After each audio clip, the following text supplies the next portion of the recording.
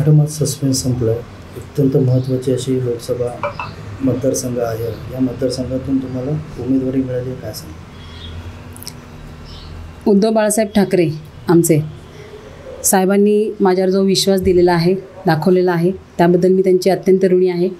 मला कल्पना आहे जबाबदारी जरी मोठी असेल आणि समोर कोणी प्रतिस्पर्धी असेल तरी मला एकच सांगावंसं वाटतं की हा जो कल्याण लोकसभा जी आहे ती नेहमीच शिवसेनेच्या पाठीशी उभी राहिलेली आहे आणि यावेळेलासुद्धा शिवसेना उद्धव बाळासाहेब ठाकरे यांच्या पाठीशीच उभी राहणार, मला खात्री आहे.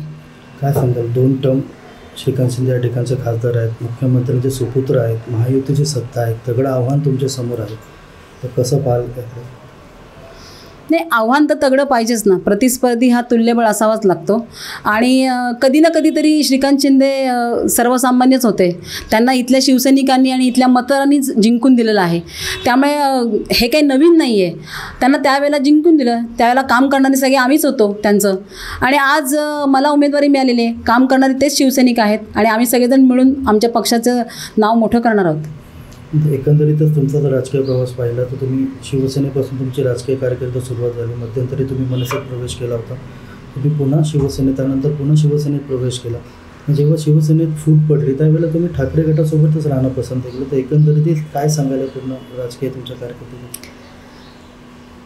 काय, आम्ही फक्त ठाकरेंना मानणारी माणसं आहोत. म्हणजे कुठेही गेलो तरी फक्त ठाकरे हेच आमच्यासाठी दैवत आहेत.